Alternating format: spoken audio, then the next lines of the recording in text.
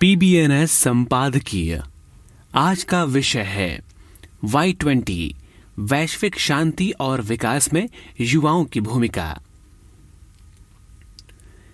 इतने सारे संघर्षों और सामंजस्य विहीन भरी दुनिया में चारों तरफ शारीरिक, मनोवैज्ञानिक, सामाजिक और पारिस्थितिकीय विनाश हो रहा है। इसके मद्देनजर जम्मू में 18 से 19 अप्रैल 2023 से शांति निर्माण और सुलह पर Y20 परामर्श बहुत मायने रखता है। इसके अलावा नतीजों और उपायों को समझने की प्रक्रिया में युवा दिमाग की सक्रिय भागीदारी उन्हें उन चुनौतियों की गहरी समझ विकसित करने में सहायता करती है जिनका हम वर्तमान में सामना कर रहे हैं। यहाँ Y20 की अध्यक्षता के लिए भारत की थीम वसुधैव कुटुंबकम की सांस्कृतिक मूल्य प्रणाली में निहित है, जो भय और आशंकाओं से भरे इस दुनिया में बेहतर माहौल निर्माण हेतु एक पृथ्वी, एक परिवार, एक भविष्य की वकालत करता है। वर्तमान में हम कई वैश्विक चुनौतियों का सामना कर रहे हैं जिनके लिए सामूहिक प्रतिक्रिया की आवश्यकता है। जलवायु परिवर्तन और महामारी से लेकर खाद्य और ऊर्जा संकट तक हमें राष्ट्रीयता, नस्ल या पृष्ठभूमि की परवाह किए बिना समाधान खोजने के लिए मिलकर काम करने की आवश्यकता है। ये देखना उत्साहजनक है कि यह आयोजन युवाओं को प्राथमिकताओं पर अपने दृष्टिकोण और विचारों को व्यक्त करने के लिए एक मंच प्रदान करता है और फिर बढ़ती असामंजस्यता और अलगाव से निपटने के तरीके बताता है। भारत की अध्यक्षता में युवाओं को भविष्य की उन चुनौतियों के लिए तैयार किया जा रहा है जो एक नए युग की शुरुआत कर सकती है।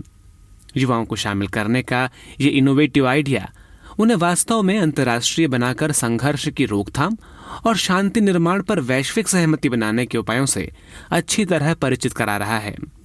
इसके साथ ही उन्हें खुली चर्चाओं, प्रस्तुतियों और इंटरैक्टिव सत्रों के लिए एक मंच प्रदान करना कुछ ऐसा है जो निश्चित रूप से उनमें से सर्वश्रेष्ठ को सामने लाएगा।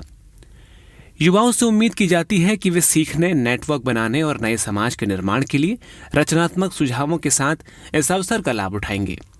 सच तो यह है कि वर्तमान परिस्थितियों में युवा मस्तिष्क की भूमिका और भी बढ़ गई है। यदि भारत 2014 में नाजुक 5 अर्थव्यवस्थाओं में से आगे बढ़ते हुए वर्तमान में दुनिया की सबसे तेजी से बढ़ती बड़ी अर्थव्यवस्था है, तो इसमें युवाओं ने अहम भूमिका निभाई है। केवल 8 से 9 वर्षों के अंतराल में भारत 92,000 से अधिक स्टार्टअप और 107 से अधिक यूनिकॉर्न वाला देश बन गया है।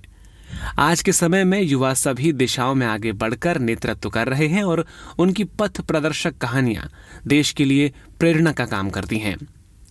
इसके साथ ही आज के दौर में जितनी शांति और सुलह की आवश्यकता दुनिया को है, इतनी स्पष्ट रूप से कभी नहीं रही। अब हम ऐसी दुनिया में रहते हैं जहां युद्ध अब एक व्यावहारिक विकल्प नहीं रह गया। भारत एक ऐसी संस्कृति में विश्वास रखता है जो संवाद, विकास और कूटनीति को बढ़ावा देती है।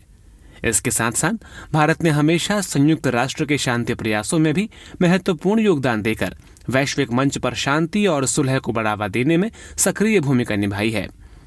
इस परिदृश्य में युद्ध के नए उभरते आयामों पर चिंतन और 21वीं सदी में शांति को परिभाषित करने वाले सवालों पर भी विचार करना बेहद ही महत्वपूर्ण हो गया है।